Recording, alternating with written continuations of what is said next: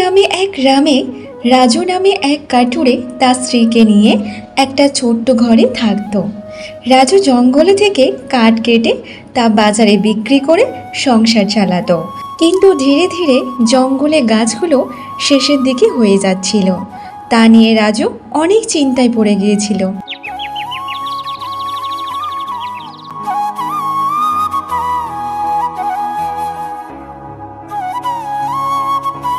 রূপা, জঙ্গলে ক্রমে ক্রমে সব গাছ কেটে জঙ্গল পুরো ফাঁকা করে দিচ্ছে।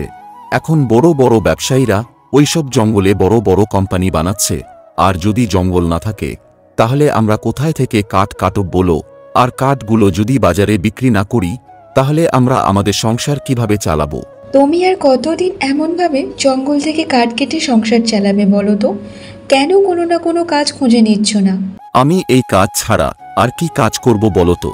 তুমি কি জানো আমাদের গ্রামে যে সুশান্ত আছে না, ওর জমি একজন বড় মাপের ব্যবসায়ী কিনে নিয়েছে। কারণ ওই জমির ওপর একটা বড় দেখে কোম্পানি বানাবে। তার জন্য ওরা সুশান্তকে 1 কোটি টাকা দিয়েছে। কোটি টাকা? আমার তো 1 কোটি টাকা নাম শুনে ভয় লাগছে। আমি পুরো দিন এত পরিশ্রম করে মাত্র 200-300 টাকার রোজগার করি, তা নিয়ে আমাদের সংসার চলে যায়। কিন্তু সুশান্ত এই 1 কোটি টাকা নিয়ে কি করবে? ওই টাকা দিয়ে আরও 5 বিঘা জমি কিনে নিয়েছে। আর যা টাকা বেঁচেছিল তা দিয়ে নিজস্ব ব্যবসাও শুরু করে নিয়েছে। মানে 2 বিঘা জমি বিক্রি করে 5 বিঘা জমি কিনে ফেলেছে। আবার যা টাকা বেঁচেছিল সেই টাকা দিয়ে নিজস্ব ব্যবসা শুরু করে নিয়েছে। আর এ গিন্নি, এ তো সোনায় সোহাগা হয়ে গেছে সুশান্তর। শোনো, আমি বলি কি, তুমি তোমার জমিটা বিক্রি করে দাও। আর এমনিতে জমিতে চাষ করে তো কোনো লাভই হয় না। কারণ যাই চাষ করো না কেন, কখনো কখনো সবজি মারা যায়, আর যাই বাকি থাকে তা পোকা খেয়ে চলে যায়। তাহলে বলো, কি চাষ করবে জমিতে? কিন্তু রূপা, আমি তো জমি বিক্রি করতে পারবো না। ওটা আমার পূর্বপুরুষের আমলের জমি, আর ওটা আমি বিক্রির কথা কখনো ভাবতে পারি না। হ্যাঁ, সেই তো, তোমার চিন্তা ভাবনা এখনো সেই আগেকার মানুষের মতো রয়েই গেছে। একবার বাইরের দুনিয়াটাকে দেখো, সব কিছু কেমন বদলে গেছে। কেউ আর পিছিয়ে নেই। আর একবার তোমার অবস্থাটা দেখো তো, সারাদিন এত পরিশ্রম করে মাত্র 200-300 টাকা রোজগার করো, আবার কখনো কখনো সেটাও হয় না। একবার বাইরে বেরিয়ে নিজের চোখে দেখো, সবাই সবারটা নিজের মতো গুছিয়ে নিয়েছে কত সুন্দরভাবে। আর তুমি ঠিক বলেছ রূপা, আমি আমার জমি বিক্রি করে দেব। আমি কাল জমিদার মশারির কাছে যাব আর ওনাকে বলে আসব, ওনার কাছে যদি এমন কোনো ব্যবসায়ী থাকে যে আমার জমিটা কিনবে, আর আমি ওই জমি বিক্রি করে আমি আর একটা জমি কিনে নেব, আর যা টাকা বেঁচে থাকবে তা নিজস্ব একটা ব্যবসা শুরু করে নেব।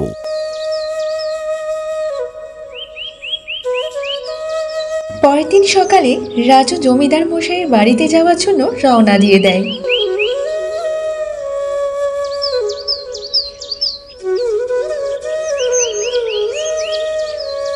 জমিদার মশাই, আপনার সাথে আমার কিছু কথা ছিল। হ্যাঁ রাজু, বলো, কি কথা আছে তোমার? জমিদার মশাই, আমি আমার জমিটা বিক্রি করতে চাই। যদি আপনার কাছে এমন কোনো জানাশোনা কেউ থাকে যে জমি কিনতে চায় তাহলে আমাকে বলবেন। তুমি তোমার কোন জমির কথা বলছো রাজু? যে জমিটা আমি আপনার কাছে বন্ধক রেখে আপনার কাছ থেকে টাকা ধার নিয়েছিলাম, ওই জমির কথা বলছি। কারণ এই জঙ্গলে কাঠ কেটে এখন তেমন ভালো রোজগার হয় না, তাই ভাবছি ওই জমিটা বিক্রি করে ওই টাকায় কোনো নতুন ব্যবসা শুরু করব। রাজুর এই কথা শোনার পর জমিদার মশাই মনে মনে ভাবতে লাগে, আরে রাজুর ওই জমিটা ভালো দাম হবে, কমসে কম 3 কোটি টাকার উপরে। আর ওই জমিটা যদি আমি একবার রাজুর কাছ থেকে হাতিয়ে নিতে পারি তাহলে তো আর কোনো কথাই হবে না। রাজু, তুমি ঠিকই বলেছ। তুমি একটা কাজ করো, কাল সকালে একবার তোমার জমির দলিল নিয়ে আমাকে দেখিয়ে নিয়ে যাও। তারপর নই আমি তোমাকে জমি বিক্রি করার জন্য কাউকে দেখে দেব। ঠিক আছে জমিদার মশাই, কাল আমি আমার জমি দলিল নিয়ে আসবো আপনার কাছে। এইসব কথা বলে রাজু বাড়িতে চলে যায়। আচ্ছা শোনো, জমিদার মশাই তোমাকে কি বলল? শোনো গিন্নি, জমিদার মশাই কাল সকালে একবার ওনাদের বাড়িতে যেতে বলেছে। কারণ আমাদের যে জমির দলিলটা আছে সেটা উনি একবার দেখবে, তারপরে আমাদেরকে একটা কোন ব্যবসায়ীদেরকে দেখে দেবে যে আমাদের জমি কিনবে। আচ্ছা, এ তো খুব ভালো কথা গো। আচ্ছা শোনো, চলো তোমাকে কিছু খেতে দিই। সকালে যখন বেরিয়েছিলে তখন তো কিছু খেয়ে বেরোওনি। হ্যাঁ গিন্নি, আমারও খুব জোরে খিদে পেয়েছে। পরের দিন সকালে রাজু আবারও জমিদার মশাইয়ের বাড়িতে যায়। এই নিন জমিদার মশাই, আমার জমির দলিল। এই দলিল আমি খুব যত্ন সহকারে রেখেছিলাম। জমিদার মশাই রাজুর দলিল দেখে সে মনে মনে ভাবতে শুরু করে রাজু তার দলিল কিভাবে তার নামে করলো। কিছুক্ষণ ভাবার পর জমিদার মশাই রাজুকে বলতে থাকে, আরে রাজু, তোমার এই জমি তো সরকারি জমি, আর এই দলিলে তো স্পষ্ট লেখা আছে, কেউ তোমাকে বলেনি। এ আপনি কি বলছেন? এমনটা কিভাবে হলো? এই দলিল তো আমার বাবা আমাকে দিয়েছিল, আর আমার বাবাকে আমার দাদু দিয়েছিল এই জমি দলিল, আর এই জমি তো অনেক বছর ধরে আমাদের কাছে আছে। তাহলে কিভাবে সরকারের হলো? তা আমি কি মিথ্যে বলছি? যা দলিলে লেখা আছে সেটাই তো বললাম। দলিলে লেখা কি কখনো মিথ্যা হয় নাকি? যদি আমার কথা বিশ্বাস না হয় তাহলে তুমি অন্য কাউকে দেখাও এই দলিল। তুমি কি জানো রাজু, আগেকার দিনে জমি জলের মতো এমনি পাওয়া যেত, কারণ সবাই সবাইকে এমনি দিয়ে দিত। আমার একটা দাদু ছিল, তাকে দেখাশোনা করার জন্য একটা লোক ছিল, আর সে অনেক বছর ধরে অবশ্যই দাদুকে দেখাশোনা করত। তাকে 2 বিঘা জমি আমার দাদু তাকে দিয়ে দিয়েছিল। যদি আগে জানতাম যে এখনকার সময়ে ওই জমির দাম এত হবে, তাহলে ওই সব জমি আমাদের কাছে রেখে দিতাম, আর আমরা কোটি কোটি টাকার মালিক হয়ে যেতাম। তাহলে এখন আমি কি করব জমিদার মশাই? আমার নামে এই দলিল কিভাবে করব? আপনি কিছু না কিছু করে এই জমি আমার নামে করে দিন। শোনো, সরকারের জমি কারো নামে হয় না, শুধুমাত্র সরকারের অধিকার থাকে। আর যদি কেউ জেনে ফেলে যে তোমার কাছে সরকারের জমি আছে, সে যদি সরকারকে বলে দেয়, তাহলে সরকার এই জমি তোমাকে আর কখনো দেবে না। আর শোনো, তুমি কাউকে এই দলিল দেখাতে যেও না, না হলে তোমার জমি তোমার হাতে আর থাকবে না, চলে যাবে সরকারের হাতে। জমিদার মশাই, কি করব কিছুই বুঝতে পারছি না, আপনি কিছু বলে দিন। দেখো রাজু, আমি তো তোমাকে এই সরকারি জমির ব্যাপারে কিছু সাহায্য করতে পারবো না, তবে আমি তোমাকে এটাই বলতে পারি, এই জমি তুমি আমাকে দিয়ে দাও, আর এই জমির বদলে আমি তোমাকে 10 লাখ টাকা দিয়ে দেব। আর সরকার যদি এই জমির ব্যাপারে জেনে যায়, তাহলে সরকার দখল করে নিয়ে চলে যাবে।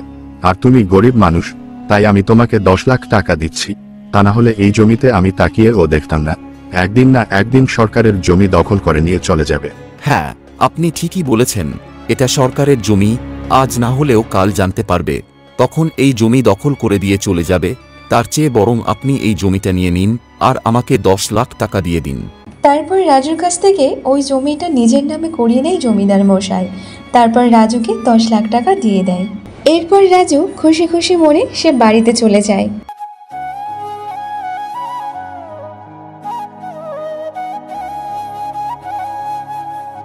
রাজু বাড়িতে গিয়ে তার স্ত্রী রূপাকে সব কথা খুলে বলে, আর এই সব কথা শুনে রূপা অবাক হয়ে যায় আর রাজুকে বলতে থাকে, এটা তুমি কি করলে? 1 কোটি টাকা জমি মাত্র 10 লাখ টাকায় দিয়ে চলে আসলে। দেওয়ার আগে একবার আমাকে তো জিজ্ঞাসা করতে পারতে। ওই জমিদার মশাই তোমাকে বোকা বানিয়েছে, আর ওনার মিথ্যে কথায় তুমি বিশ্বাস করে নিয়েছো। হে ভগবান, এবার কি করব? আরে গিন্নি, একবার বোঝার চেষ্টা করো, ওটা সরকারি জমি। শোনো, যা বোঝার আমি বুঝে নিয়েছি, তোমাকে আর কোনো কথা বলতে হবে না। তুমি এক্ষুনি আমাকে জমিদার মশাইয়ের বাড়িতে নিয়ে চলো, আমি ওনার সাথে কথা বলতে চাই। এরপর রাজু তার স্ত্রী রূপাকে নিয়ে জমিদার মশাইয়ের বাড়িতে যাওয়ার জন্য রওনা দিয়ে দেয়। তারা রাস্তা দিয়ে যেতে যেতে রাজুর একটা বোনের সাথে তাদের দেখা হয়ে যায়। আরে বৌদি, কেমন আছো? আর দাদাকে নিয়ে এত তাড়াহুড়ো করে কোথায় যাচ্ছ? কি আর বলবো বোন, তোমার দাদা জমিদার মশাইয়ের কাছে জমি বিক্রি করতে গিয়েছিল, কিন্তু জমিদার মশাই তোমার দাদাকে বোকা বানিয়ে দিয়েছে, আর আমাদের জমি সরকারের দোহাই দিয়ে নিজের নামে করে নিয়েছে। এটা তো তোমাদের সাথে খুব খারাপ হলো বৌদি। আর তোমাদের জমি সরকারের কিভাবে হবে? রাজু তার দাদু আর আমার দাদু একসাথে জমি কিনেছিল, আর তাহলে জমি কিভাবে সরকারের হবে? আর যদি সরকারের হতো তাহলে দলিল তো সরকারের নামে থাকতো, তাহলে তোমাদের কাছে কেন থাকবে? তোমরা যদি জমি বিক্রি করবে তাহলে আমার দাদাকে কেন বললে না? আরো ভালো জায়গায় তোমাদের জমি বিক্রি করে দিত। তুমি বলো বোন, এখন আমরা কি করব? কিছুই বুঝতে পারছি না। শোনো বৌদি, ওই জমিদার মশাই খুব বাজে মানুষ, আর আমাদেরকে এখন গ্রামের প্রধানের কাছে যেতে হবে। উনি হয়তো আমাদের সাহায্য করতে পারে। চলো আমরা গ্রামের প্রধানের কাছে যাই। এরপর কুসুম তাদেরকে গ্রামের প্রধানের কাছে নিয়ে যায়।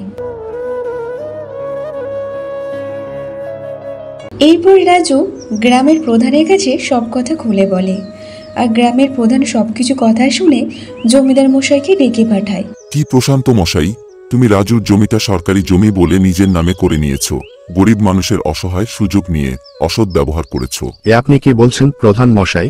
কিছুদিন আগে আমি রাজুর কাছ থেকে 10 লাখ টাকা দিয়ে জমিটা কিনে নিয়েছি। রাজু তো নিজে আমার কাছে জমি বিক্রি করতে এসেছে, আমি তো ওকে কোনো জোর করিনি। যদি আমার কথায় আপনার বিশ্বাস না হয় তাহলে আপনি নিজে রাজুকে জিজ্ঞাসা করে দেখুন। রাজু, এ কথা কি সত্যি? তুমি জমিদার মশুরের কাছে জমি বিক্রি করতে গিয়েছিলে? প্রধান মশাই, আমি জমিদারের কাছে জিজ্ঞাসা করতে গিয়েছিলাম উনার কাছে যদি এমন কেউ থাকে তাহলে আমি আমার জমিটা বিক্রি করব, কিন্তু জমিদার মশাই আমার জমিটা সরকারি জমি বলে আমাকে 10 লাখ টাকা দিয়ে জমিটা নিয়ে নিয়েছে, কিন্তু ওই জমির দাম হবে 1 কোটি টাকার বেশি। রাজু, তুমি 1 কোটি টাকার কথা বলছো। জানো কি তুমি 1 কোটি টাকা শব্দটা ছোট হলেও সংখ্যাটা অনেক বেশি। কোনোদিন দেখেছ কি তুমি 1 কোটি টাকা? তুমি যখন ওই জমিতে হাতের ছাপ দিয়েছিলে তখন তোমার মনে হয়নি ওই জমিদার দাম 1 কোটি টাকারও বেশি হবে? নিজের ইচ্ছায় ওই জমিটা জমিদারকে দিয়েছিলে, আর এখন এই ভোলাভেলা নিষ্পাপ মানুষটাকে দোষ দিচ্ছ। আমি জানি জমিদার মশাই কোনোদিন এমন করতে পারে না। জমিদার মশাই অনেকের সম্মানীয় ব্যক্তি, উনার উপর মিথ্যা অপবাদ দিতে তোমার লজ্জা করছে না? রাজু পড়াশোনা জানতো না বলে সেই সুযোগটা নিয়ে প্রধান মশাই জমিদার মশাইকে বাঁচানোর চেষ্টা করছিল, কিন্তু কুসুম একজন লেখাপড়া শিক্ষিত ছিল, তাই সে অন্যায়টাকে মেনে নেয়নি। প্রধান মশাই, রাজু পড়াশোনা জানে না তা ঠিক আছে, কিন্তু জমিদার মশাই রাজুকে ঠকিয়ে তার জমিটা নিজের নামে করে নিয়েছে, এর বিচারটা করুন আপনি। এবার তুমি আমাকে বিচার করানো শেখাবে। তুমি কি জানো রাজু জমিদারের কাছ থেকে 10 লাখ টাকা নিয়ে বসে আছে, এখানে আবার ঠকানোর কথা কি আসছে? মোড়ল মশাই, আমার মনে হয় আপনি জমিদারের সাথে হাতে হাত মিলিয়ে আপনারা দুজন মিলে রাজুকে বোকা বানাচ্ছেন। আপনাদের দুজনের নামে আমি পুলিশের কাছে 420 ধারায় কেস করব। এই 420 ধারাটা আবার কি? এই সব কেসে আমি ভয় পাই না। প্রধান মশাই বুঝতে পারে কুসুম একজন লেখাপড়া শিক্ষিতা মেয়ে, তাই জন্য সে কোনো কিছু না বলে সে মনে মনে বলতে থাকে, যদি আমার নামে গ্রামে কোনো কেস হয় তাহলে আমি তো গ্রামের আর প্রধান থাকবো না, তাতে তো আমার জেল হবে না, এটা হতে দেওয়া যাবে না। কুসুম মা, তুমি একদম ঠিক কথা বলেছ। আর আমাদের গ্রামের কথা যদি কোর্ট কাছারি হয় এতে তো গ্রামের সম্মান যাবে, তার চেয়ে বরং আমরা নয় এই ব্যাপারটা সমাধান করে নিই। এরপর প্রধান মশাই নিজের বাঁচানোর জন্য সে জমিদারকে বলতে থাকে, জমিদার মশাই, রাজুর জমি তোমাকে রাজুকে ফিরিয়ে দিতে হবে। কিন্তু প্রধান মশাই। কোনো কিন্তু না, এই জমি তুমি রাজুর কাছ থেকে ঠকিয়ে নিয়েছো, তোমাকে ওই জমি রাজুকে ফিরিয়ে দিতে হবে। ফিরিয়ে দাও ওকে। এরপর জমিদার মশাই রাজুর জমি রাজুকে ফিরিয়ে দেয়।